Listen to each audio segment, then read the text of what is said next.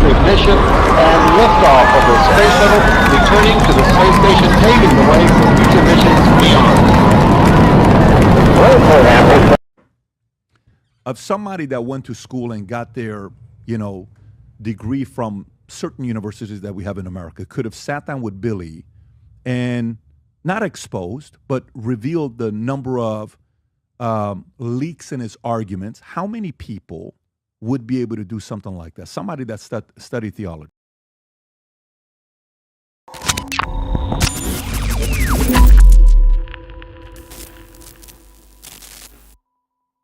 All right.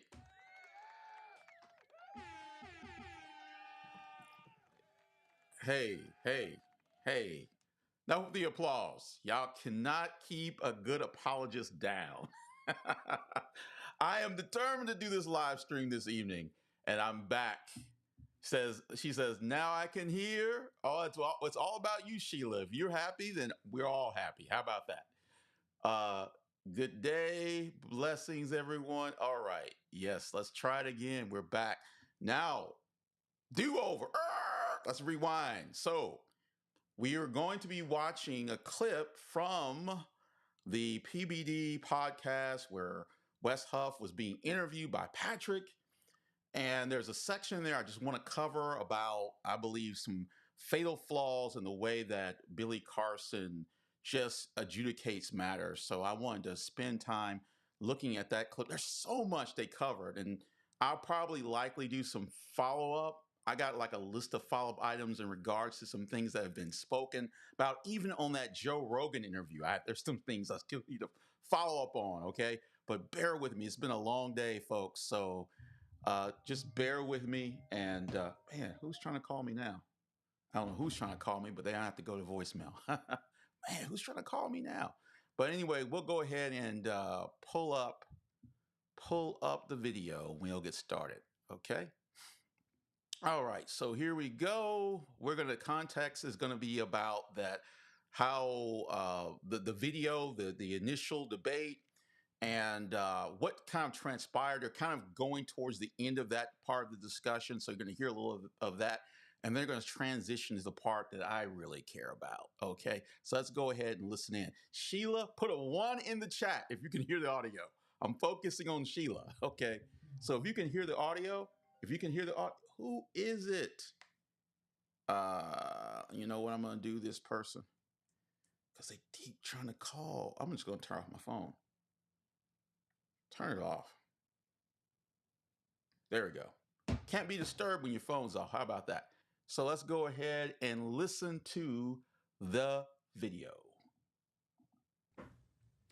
Of somebody that went to school and got their, degree from certain universities that we have in America, could have sat down with Billy and not exposed, but revealed the number of leaks in his arguments, how many people would be able to do something like that? Somebody that studied theology.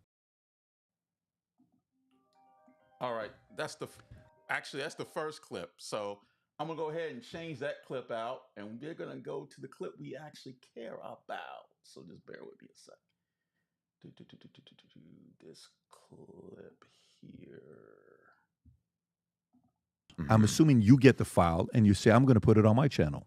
Well, so I had the file. One of the things that I did do when Mark said, hey, I'm just going to hold on to this. I'm Billy's asked me to, and so I'm going to do this for the moment, is I said, two things. I'm going to put out a video. I'm going to say that this happened, and I would like you to send me a copy of it. So Mark actually did send me a copy of it, which I said I will not put out without your permission.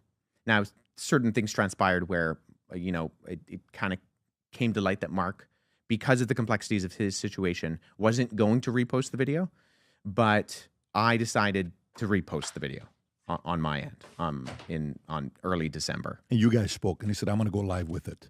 I said I'm going to go live with it. Okay. Yeah. And what was his reaction when he said that? He was fine with it. Mark has been pretty behind the scenes. Okay. I think on purpose and for good reasons. He's gotten a lot of flack because of some of the way that the conversation transpired with Billy. But if you ask Mark, he will say, and I think he says in his video, he was so surprised during the interaction. He's in the room with Billy, and he's very surprised that Billy, who is Mr. Confidence, Mr. Ancient Evidence, is completely collapsing. And that's a good point right there. If you remember from the actual the debate, like there was moments where it felt like Mark was coming to Billy's defense a little bit, and I guess what Wes is helping us understand is that what's transpiring, he's shocked, like he's being like demolished here. He would never expect for Billy to take an L like that, right? And so that's what was going on apparently, right, during that debate. I mean, part of it was like, part of me wanted Mark, stop talking, Mark, stop talking. Okay, you're not helping the situation. But apparently, this is what was going on here, right? So for Billy, who usually always has the monologue, to say, well, okay, well, that's fair. Let's move on to the next topic. I think Mark was, not to speak for him, but I think he was genuinely a little bit confused. And so felt like he, to a certain degree, needed to come to Billy's aid in the course of this conversation, because he just felt the kind of secondhand embarrassment that was going on in the room because Billy was really not acting in the way that Billy usually does. Now, let me ask you. Well, the reason why Billy was not acting in the way Billy normally does, don't believe what his wife Elizabeth was saying, trying to put out there in that video. That was crazy. They had to take that off their channel. It's because someone could actually cross-examine Billy Carson, someone who actually knew what they were talking about. If you're in an echo chamber and you got all your cronies around you and everyone's just glad-handing you and patting you in the back and say, "Wow, man, job well done. You're wonderful." Well, that's not going to be much of a challenge. All your assertions are finally being challenged. And here's the thing: what scripture? Can somebody think of a scripture? Proverbs 18. What? Come on, we got to throw a little Bible in here. It won't be anything without some Bible, folks. I'm gonna pull it up. I'm not going to pull on the screen. I'm just going to read it real quick. All right. Proverbs 18, right? Proverbs 18. Somebody put in the chat. 18. Yes, 17. The first to plead his case seems right until another comes and examines him. Folks, I love cross-examination. That's the heart of the discussion, right? Anybody can make claims, anybody can make assertions, but when you have someone who challenges those assertions, right? This is what I love. I love this. If anything, I'm willing to talk to people. People say things all the time. And then you ask questions, you have a discussion in order to show the flaws with their thinking, their line of thinking, right? So I was about to think of an example, but y'all watch this channel. Y'all been following my videos. Y'all kind of see how I operate, okay? You know how I get down, okay? So Wes is doing the same thing here, right? In 14 years since he's been creating content, or he's been out there, Billy, and he's been sharing his stories that he has.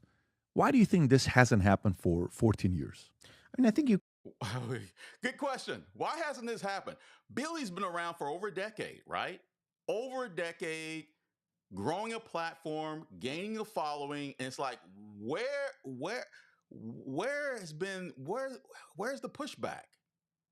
What has happened?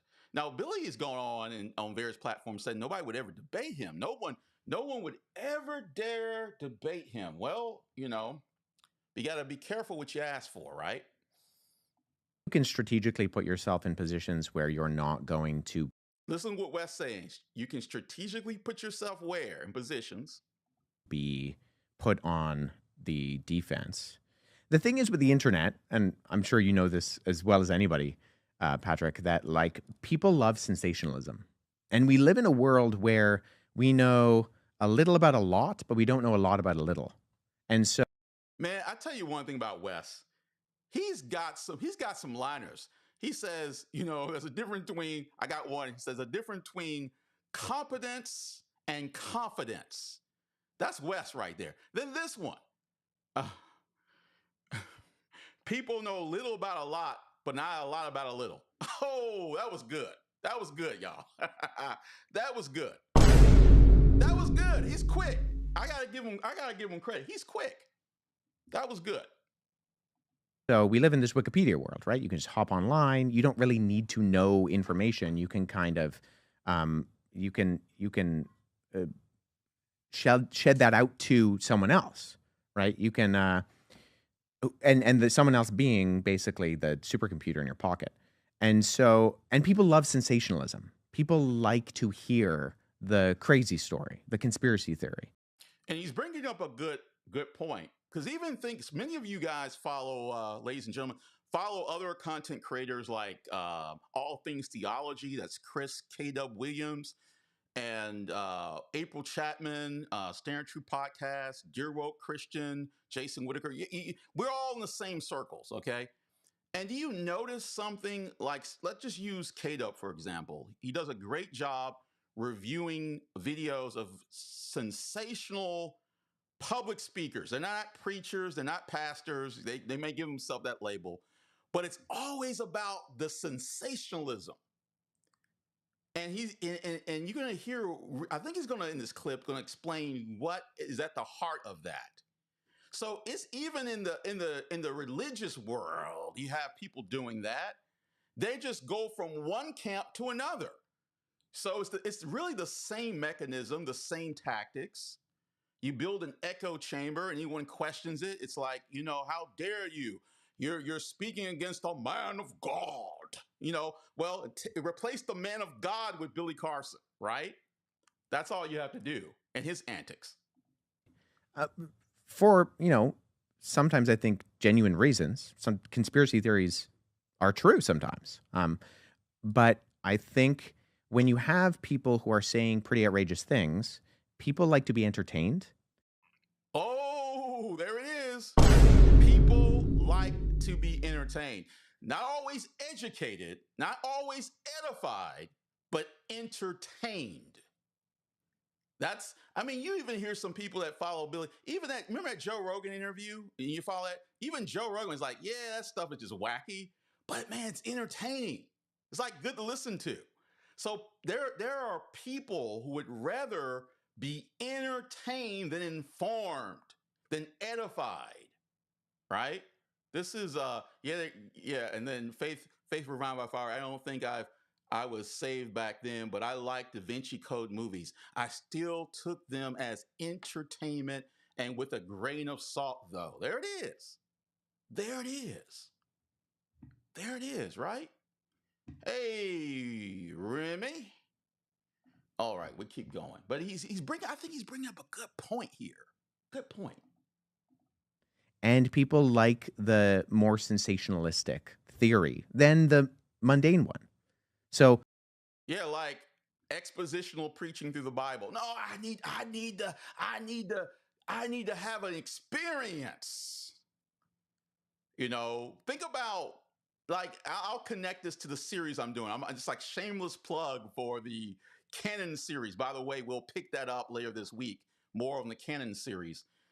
But remember one of the last videos I did in the Canon series, the people who are just had a bad attitude about the written word. They were like, the word, is dead and cold. I want I want to have a faith where I can experience it.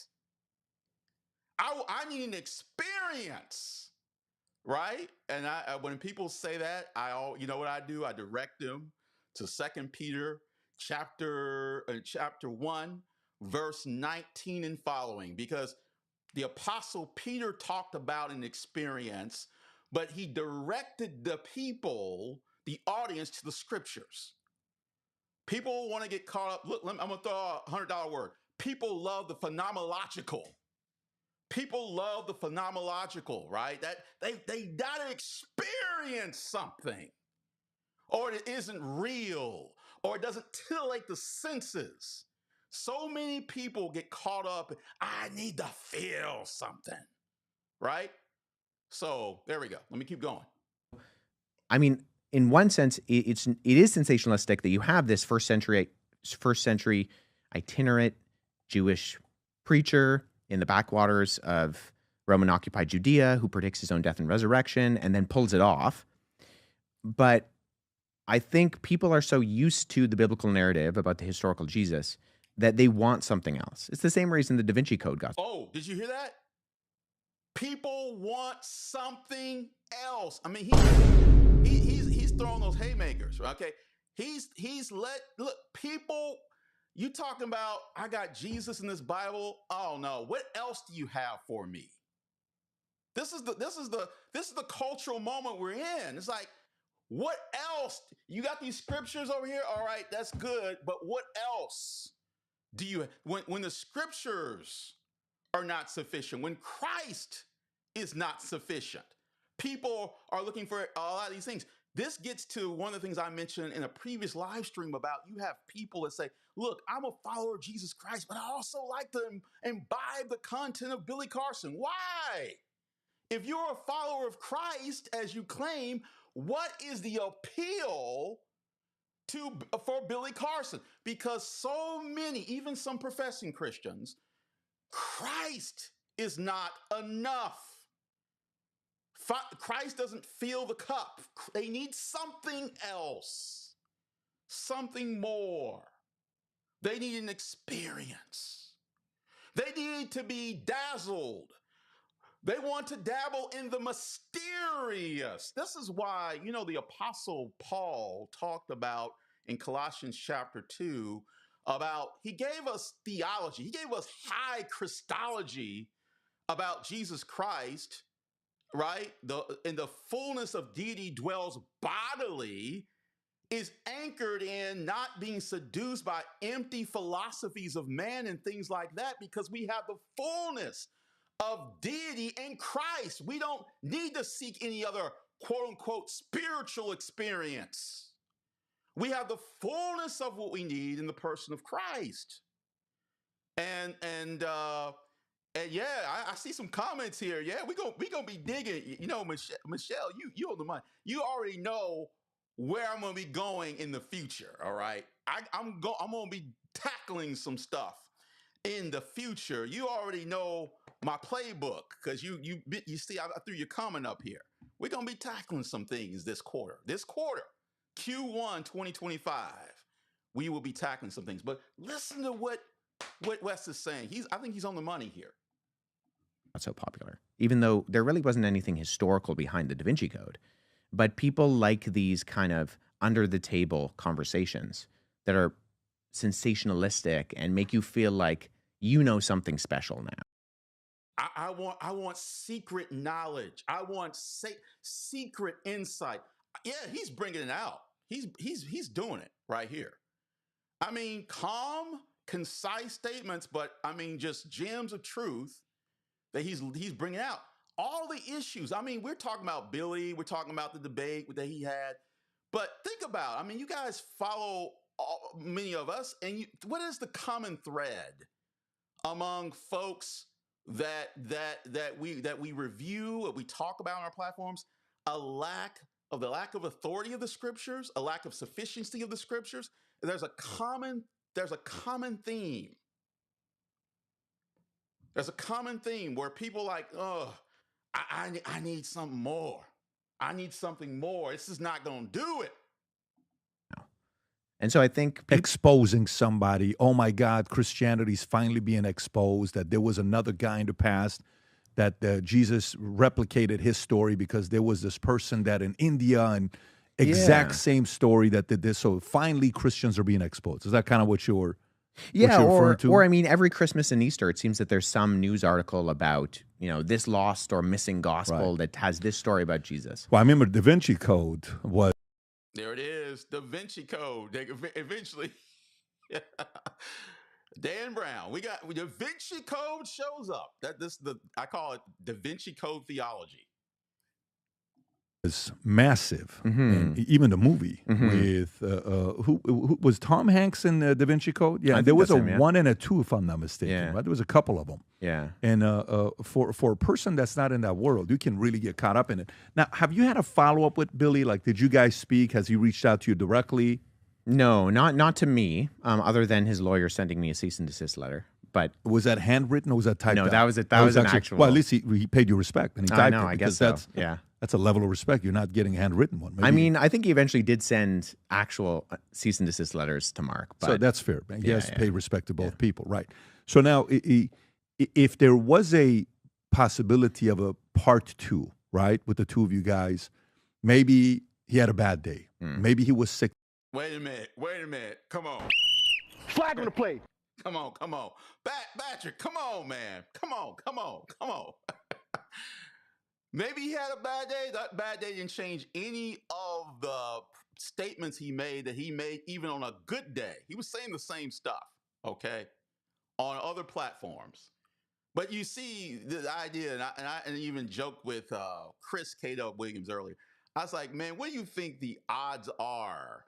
I'm not a betting person, but what do you think the odds are of Billy even entertaining a debate, a round to a do-over with Wes Huff? I think you have the odds are not good for that. The odds are not good. He says, yes, Da Vinci Code, useless trash. That's a good description for the odds, folks, are not good. In fact, in the chat, y'all in the chat, what do you think the odds are? You think it's favorable? You think Billy's like, you know what? I wasn't on my A game, but I can take on Wes. Wes doesn't even know what I got in my back pocket. I'm ready for Wes Huff. Do you think? Derek's like 0. You know who's going to stop him? And I joked with Chris about this earlier. I said, Elizabeth Carson's not going to let that happen. Elizabeth Carson will not let that happen. Not going to happen. He says, no. He's a liar. Is there no way to make it work? So there's no way to make it work. Yeah, that's right. There's no way. He doesn't want suicide. It's like taking a gun and putting in your head. You don't want to do that. There's no out here. There's no way to victory. There's no path to victory. Okay, if he does a second debate with Wes, and other people have been coming to my channel and say, well, he doesn't need to debate. Wes Huff doesn't need to debate Billy Carson. He needs to debate Paul Wallace. Remember, Paul Wallace was the go-to guy in their first quote-unquote Bible study that they did recently, which was a joke. That where pretty much where they doubled down on everything in the debate, and he had pretty much this guy who claimed to be a Anglican in the Anglican Church for like 33 years, trained up pastors, taught hermeneutics and all this stuff, basically, in trying to vindicate in some strange way Billy Carson on their first premiere Bible study episode. So, I mean, everybody's like, well, he needs to leave Billy alone, debate Paul Wallace. But I don't think it will even fare better with Paul Wallace based on what I've heard and seen about him. So let's keep going. That day. Maybe he had a lot on his mind. Maybe he had challenges with family, siblings, kids, other things that's going on. Sometimes people have a bad day. Yeah. Would you be open to the idea of another one, the two of you guys together, long form, and maybe he brings somebody with him? Yeah, I would be open to it. I mean, that was the original plan was that this interaction that we had online would be kind of a precursor to ideally an in-person thing with Billy. And I actually said when Billy sent me the cease and desist letter, I made a video where I said, I will actually adhere to all of the terms and conditions of this letter if you decide to run it back with me and we do it in person. Because I think Billy has a lot of claims about the Bible, and I hope that our conversation kind of made him think twice about a lot of the claims he's made about the Bible. Wes, you are more magnanimous than I am, okay? Because no, Billy didn't like rethink. Like, Wes had some really good points he was making. That hasn't been what we've witnessed at all.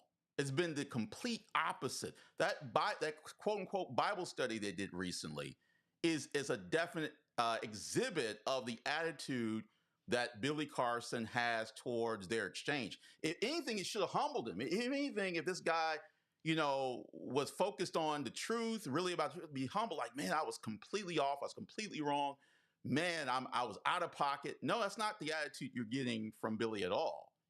So you guys think Billy's going to really subject himself to another round of that? I don't think so.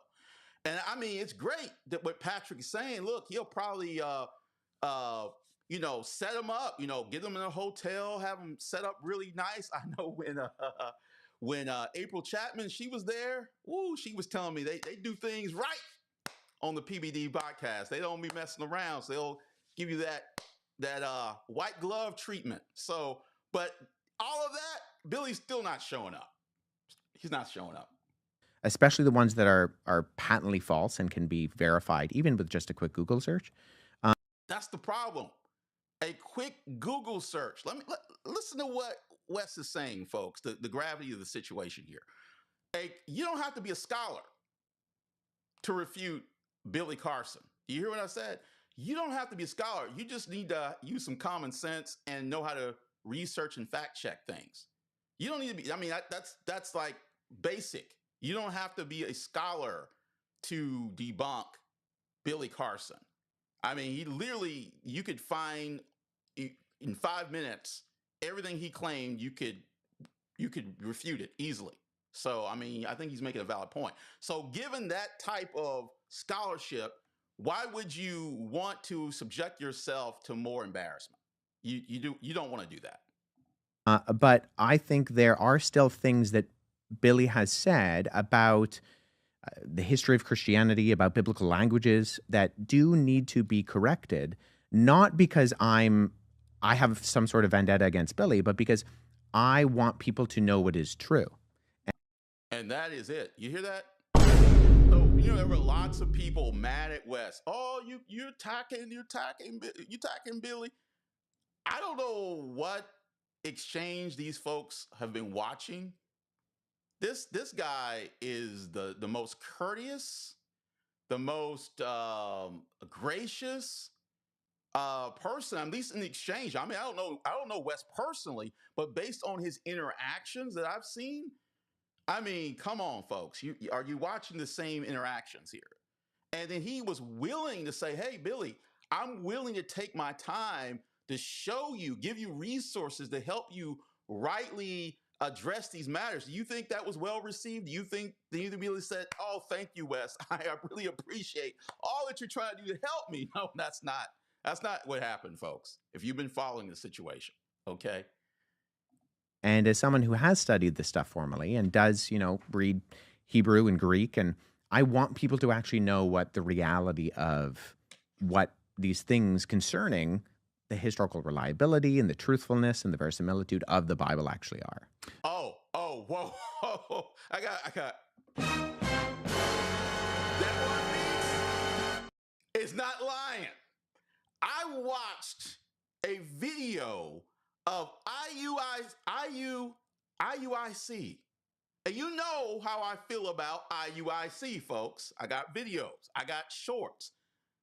I'm not favorable to IUIC. That's Israel United in Christ, One West Hebrew Israelism. They were more orthodox, I have to say it, than Billy Carson. I mean, I gotta give credit where credit's due. That doesn't mean I don't have problems with these guys, okay? But I saw a breakdown that they did shortly after the debate, and I had to say they were solid. Okay, and I was like, goodness, this is how bad it was, folks. When the Hebrew Israelites, one West Camp guys, look orthodox, then you know you way off the reservation. Okay. Wes, let me ask you. I'm on your channel right now. And I'm just kind of wondering who else you react to, right? Who else would be somebody where you would say is like a Billy Carson that, shares certain stories that, has caught some traction? Who else would you say? Yeah, I mean, it's an interesting question. I'm actually scheduled to do an online event with a guy named Aaron Abke, who is a growing individual within. I think Aaron has more kind of, his repertoire is a little bit more than Billy's. But my friend Stephen Boyce, who has a PhD and is brilliant on church history, and I think his PhD research was actually. So this guy, Aaron Abke, anyone familiar with him? This is the guy they're going to actually probably do. Sounds like they're going to have a formal debate or something set up here. Maybe a 2-on-2 debate.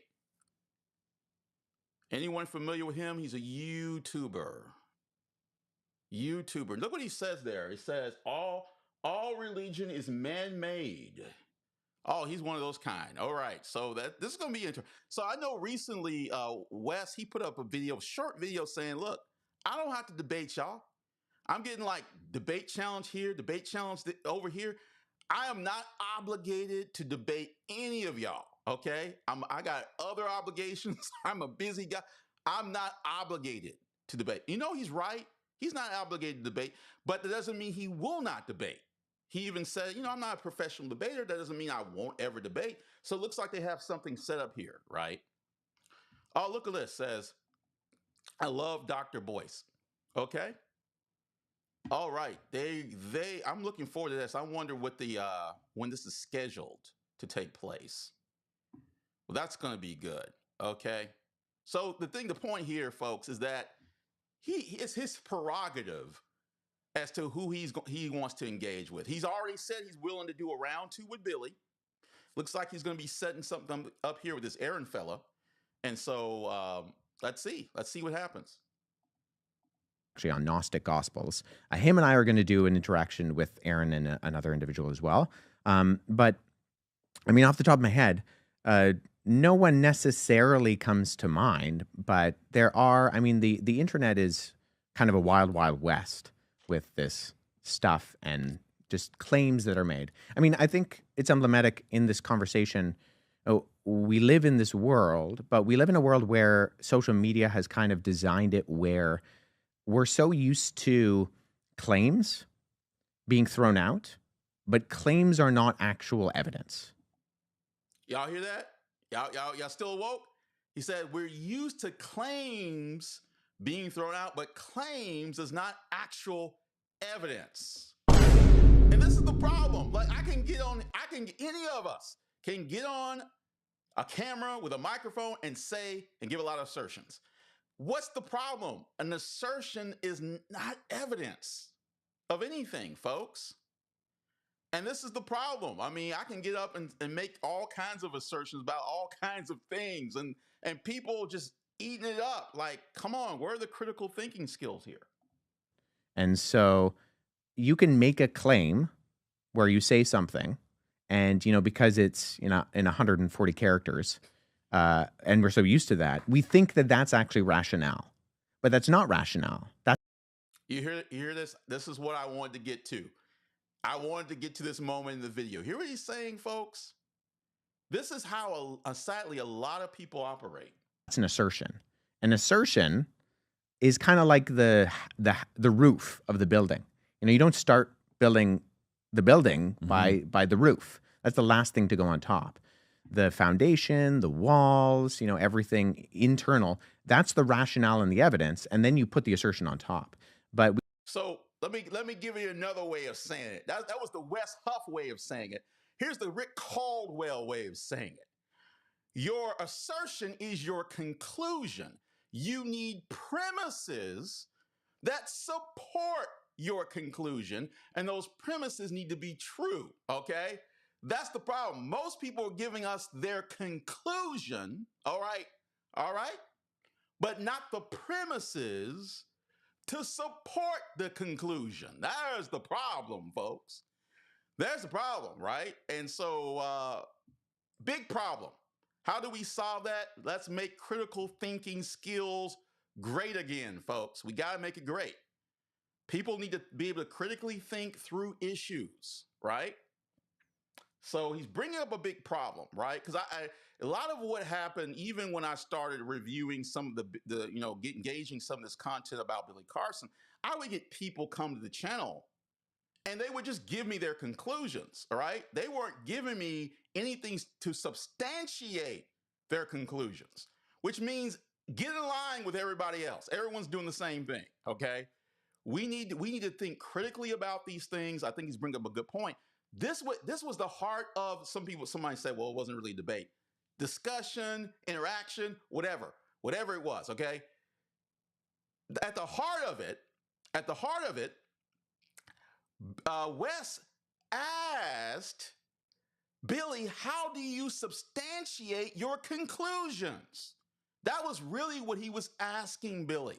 But Billy it was flying right over his head. How do you go from A to Z, Billy? Let's walk the path together, all right? How do we get there? We live in this world where everybody's throwing out assertions, and we've actually forgotten how to articulate what evidence and reasons and rationale actually are. So that was worth the price of admission right there, folks. Regardless of what you think about various people might be watching right now, right? People who may be favorable towards Wes Huff. People may be against Wes Huff, maybe hate him, right? But regardless, what he said right here, folks, that matters. We need to learn how to think through issues, okay? We need to learn how to think. Mm-hmm. He says he didn't have an answer. Yeah, he sure didn't. Billy sure didn't have an answer. That's what we see online. I mean, a question. And he's bringing up, like, imagine if that's the culture, and it is. Like, I used to engage a lot on Twitter, X, formerly known as Twitter. I don't do a lot of engagement on Twitter like I used to. Why? Because a lot of what's being brought up here by Wes, right? I would rather have a conversation with somebody, right? I had a conversation with a young man recently. Some of y'all saw that. I would rather do that, okay? Because I think a lot of fruit comes out of those type of interactions sometimes. Sometimes we're very limited when you only have 140 characters to work with, and people are more concerned about parroting their conclusion than thinking through issues. About, I remember back in the days when a friend of mine who we went to high school with, I go to the Army, I come out. This is a guy that was a PCP guy, troublemaker. All of a sudden, he's no longer cursing. He's not drinking. He's not going to the clubs. I said, what's going on with you?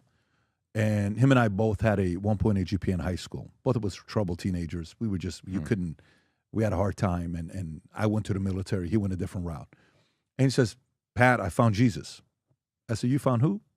He says, I found Jesus. I said, there's no way you found Jesus. He said, I found Jesus. I'm laughing at him, thinking like, what do you mean you found Jesus? He said, well, what are you doing next Friday? I says, I'm at the club. What are you doing next week? You want to go to the club? Let's go. He said, no, I want to take you to a different club. What's that? Church of the Paznaz of Pasadena, California. I'm like, oh, give me a break, dude. I'm not in. I'm busy. And he keeps trying. Finally, I go on a Friday night. And it's a Bible study with 5 of us from 6 to 2 o'clock in the morning, okay, Friday night. And we start kind of going through this process. And the teacher was a guy that knew a lot about philosophy, so he can go philosophy. He can talk maybe on the philosophy side, on the business side, and he can talk on the spiritual side. So different religions, denominations, what questions you got? What are you struggling? What are you battling with? And it was very interesting to see. You got the FAQs that you go through. typical objections that have come up about, why if God is real, how can he have something like this happen? How can let so many innocent, the most innocent objections, like in every business, there's innocent objections that comes up. And then eventually it gets deeper and deeper and deeper and deeper. And only somebody that went to school and maybe has studied this like for many, many years, then realizes, okay, now you're asking some real heavy questions that we got to sit there and process with. How many people you think? Listen to this question, folks. Listen to this question. I'm getting the young ones ready for bed. They should probably already be in bed. I'm just kidding. But anyway, listen to this question. Of somebody that went to school and got their, degree from certain universities that we have in America, could have sat down with Billy and not exposed, but revealed the number of leaks in his arguments. How many people would be able to do something like that? How many people? Because I have had people come to my channel and say, either one or two things. Nothing against Wes. Hear me loud and clear. Love what he's doing, folks, but understand the sentiment of my argument. It's almost like we needed Wes, someone of his educational caliber and experience, in order to take on Billy. And in my argument, I offered some gentle pushback and saying, no, I think, no, not necessarily. And even Wes is going to admit this. It's like what we needed is an opportunity to actually have a conversation with Billy. That was part of the problem, right? That was the bigger issue, right? We didn't need a nuclear option, right? Wes is like a nuclear op. We don't necessarily need to pull out the nuclear, get the nuclear launch codes. We don't necessarily need all that. Not hating on that, but watch what Wes says. I think this is really telling, folks. Because a lot of people, you have all these people wanting to debate and get turned upside down, but watch what Wes says. I think is very telling. Somebody that studied theology. Oh, I think quite a few. And what's he said? Quite a few people. That number like? Is it in the tens of thousands? I mean, was it things that was not level of depth that anybody could have overcame? That's 100%. Okay. Yeah. I don't think that the accusations that Billy was making, they're not unusual in. See that? Not unusual. In the sense of, and I'm not really sure where Billy got a lot of the arguments that he actually articulates from, because, like I said, Wikipedia articles could debunk him. Like, y'all hear that? Oh, that's gotta hurt. It's gotta hurt. It's gotta leave a bruise. He said even Wikipedia articles could have refuted him. So you didn't even need a nuclear option. I was trying to tell people this. Look, I don't have the educational background of a Wes Huff, but I knew all the stuff that Billy was saying was bunk from the time he opened his mouth. You understand? And many people knew that. Many people, not just a handful of scholars, but many people knew this. Okay? Like, you look on, he uses something like the Gospel of the Holy 12 for his evidence. Well, the Gospel of the Holy 12 on the Wikipedia article will tell you this is a 20th century forgery. Like, we don't have any evidence before the 20th century. It was designed by a group that was trying to prove that Jesus was a vegetarian. But it's not a historical document. And so if we're going off of something like the Gospel of the Holy 12 or the Gospel of Barnabas, which is the one he uses for the denial of the crucifixion. Let's go through one of them. Let's start with the first one, Rob, if you want to go to that. So the Gospel of the Holy 12. Yeah. So there you go. So the Gospel of the Holy 12, first serialized in the Lindsay and Lincolnshire Star newspaper between July 30th, 1898. And I concur, TT. I'm with you on that. Like I said, I'm pro Wes, but it was more about what the knowledge that he had, like given that specific issue. There were a lot of people in that camp, but I think, that through God's providence, we're seeing the benefit of having a person like a Wes Huff engage Billy Carson. And March 10th, 1901, presents vegetarian versions of traditional teachings and events described in the canonical New Testament. So this isn't something that has historical provenance. So it's not something that has kind of a paper trail going back into the ancient world. There are ancient apocryphal documents that you could capitalize on. Gospel of Thomas, Gospel of Peter, but this is not one of them. So to choose this as your document to prove something, I'm just not entirely sure why you would go about that. Wes, you're so kind. This is why we love Wes so much. He's so kind. Must be how Canadians get down. Because I would have probably said, and I'm very gracious when I engage people, but something else would have came out of my mouth. Okay, it really would have. Okay. Particular route, or the other one is the Gospel of Barnabas, which is the one that Billy brought up with me, which is a clear middle-age forgery. It's not, and that's not a contested fact. It paraphrases Dante's Inferno. It has glaring historical inaccuracies. It has geographical mistakes. It says that Jesus is the Messiah, but he's not the Christ, indicating that the author had no idea what those two words meant and that they were the.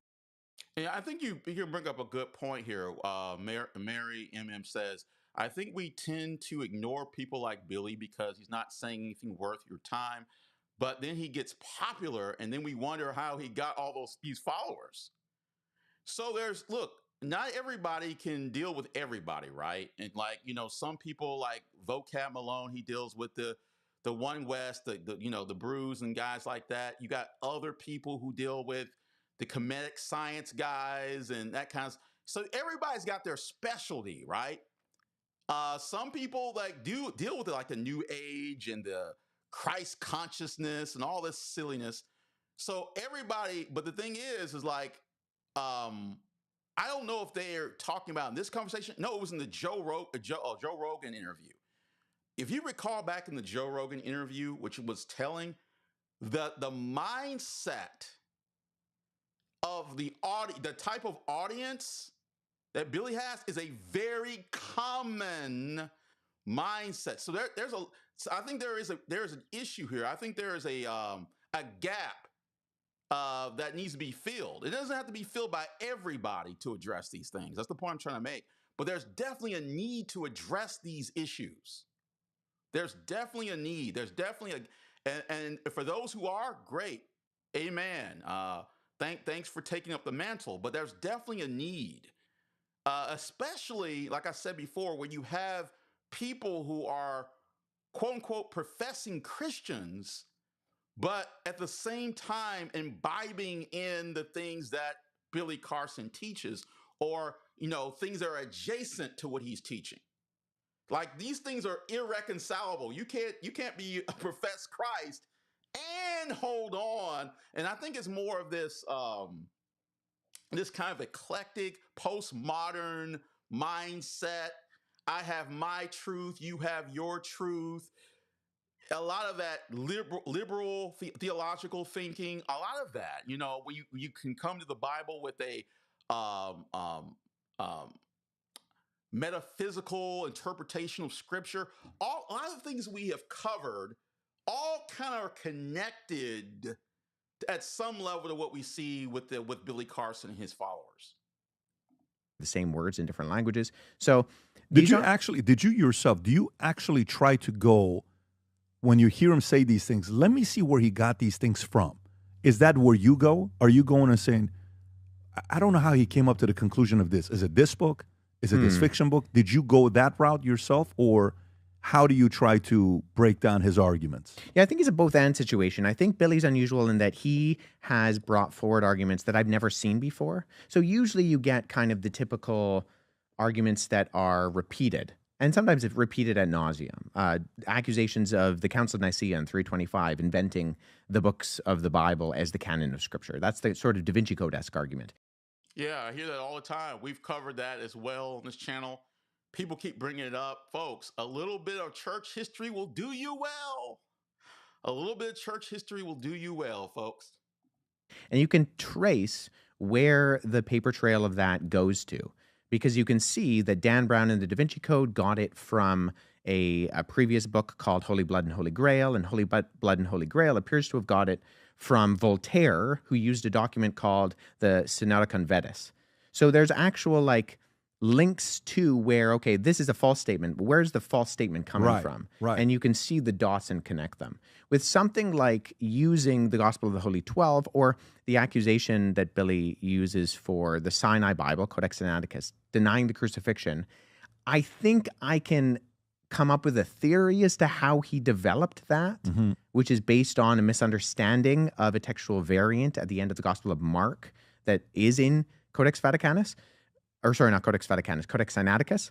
But to then repeat this constantly and say that the crucifixion isn't in the Codex Sinaiticus entirely, I'm not sure why he would go about that or where kind of the reasoning came from. As far as I can tell, a lot of these are original to Billy, and they sound sensationalistic, and a lot of people don't have the repertoire or the background to know what something like Codex Sinaiticus is. And so when he's throwing that out to you, or he's throwing that out to Andrew Schultz, or he's throwing that out to Joe Rogan, it's not in your like categories of information that you just kind of have off the top of your head. So you just kind of take it at face value, right? But if you take a seminary Greek class, it wouldn't be unusual to even open up Codex Sinaiticus, because it's all digitized. You can go to codexsinaiticus.org and see the document and actually practice translating some Greek from Codex Sinaiticus, because it is a prominent Greek manuscript. So he's bringing up a good point. I mean, the point I think here that can't be understated enough, or rather overstated, is that this is known.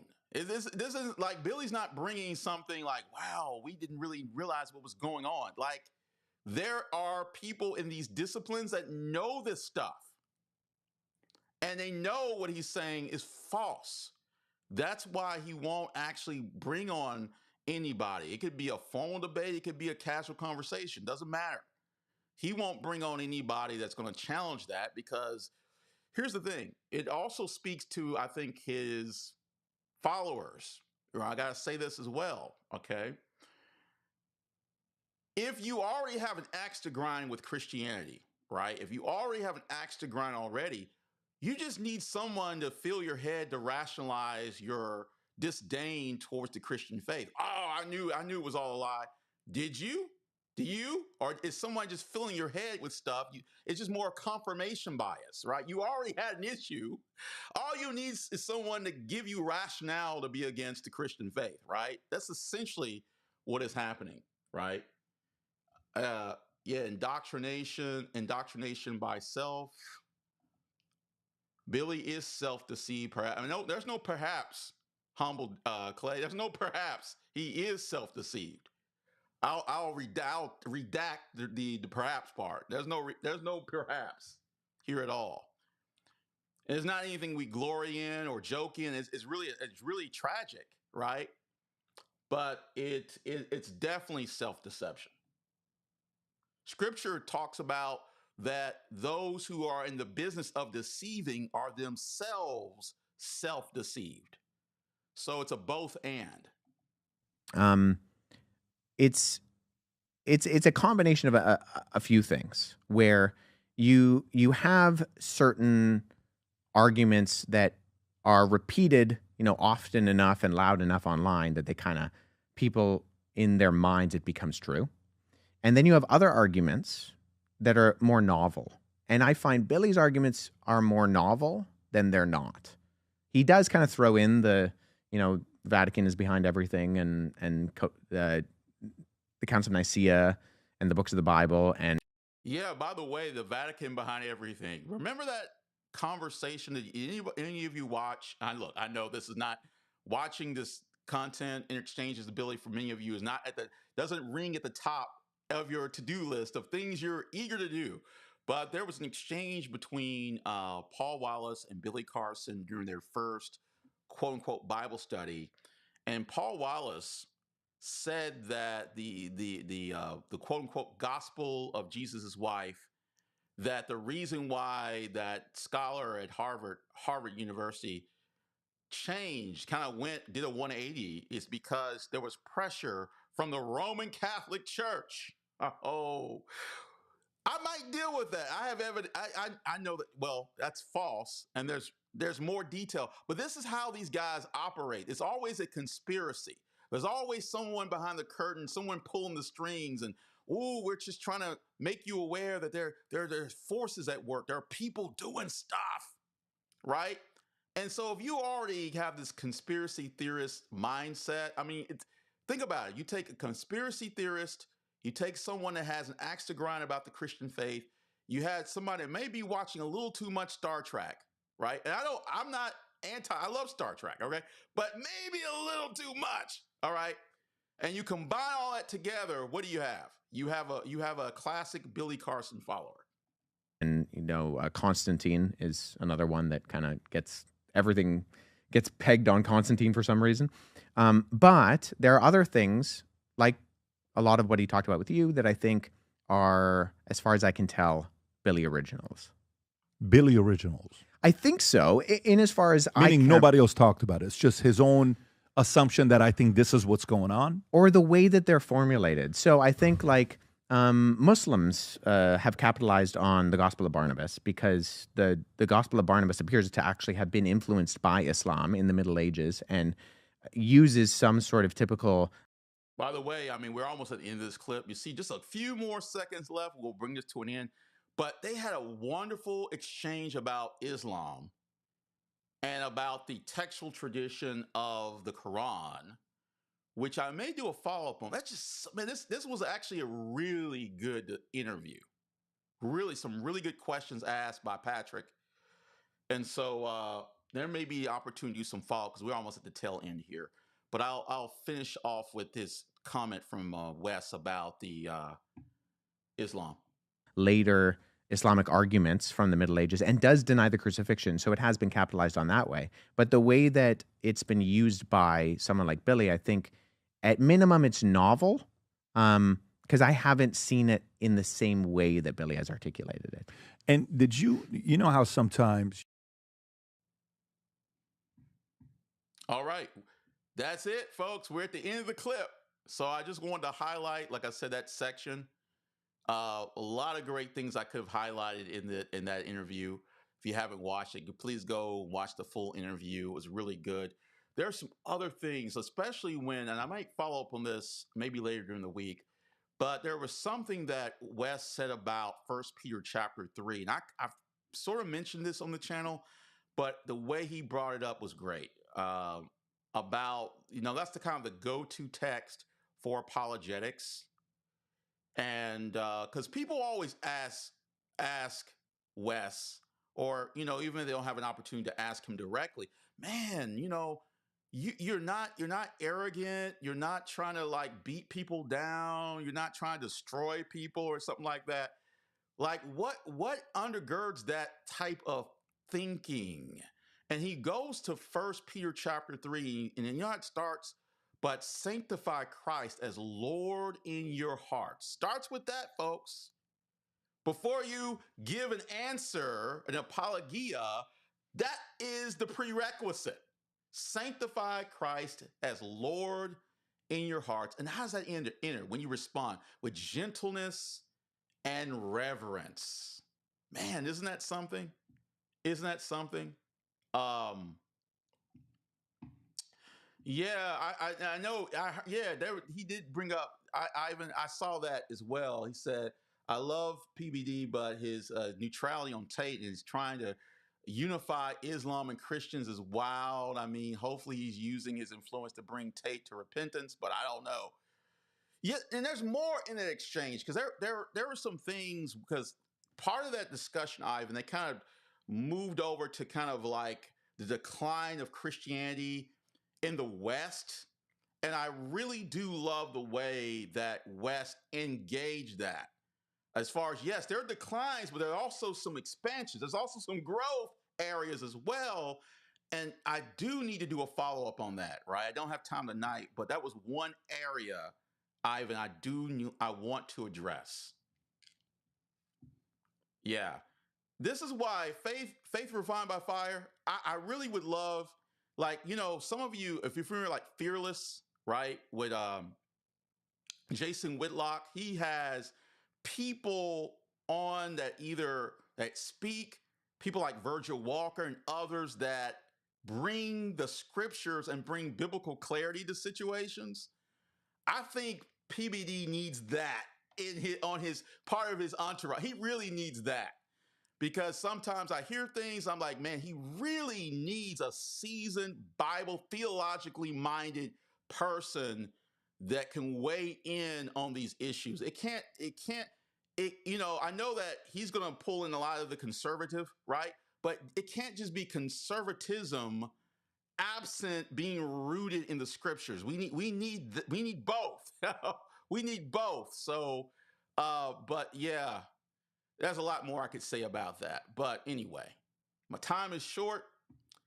Appreciate all of you. Get the likes up. I'll probably be doing some follow-up videos, but I think it was some wonderful insights from Wes Huff about the way Billy tries to engage with his ideas, right? And also our need to be critical thinkers, right? And I think that's really important, right? We need to be critical thinkers, okay? So with that, I'm just going to go through, bring this to a close. Appreciate all of you and what you do to help support this channel. Get some sleep. I have to get up bright and early to go to men's Bible study. Hopefully we'll be doing a live tomorrow evening as well, all right? Whatever you do, whether you eat or drink, do all to the glory of God. God bless. Good night.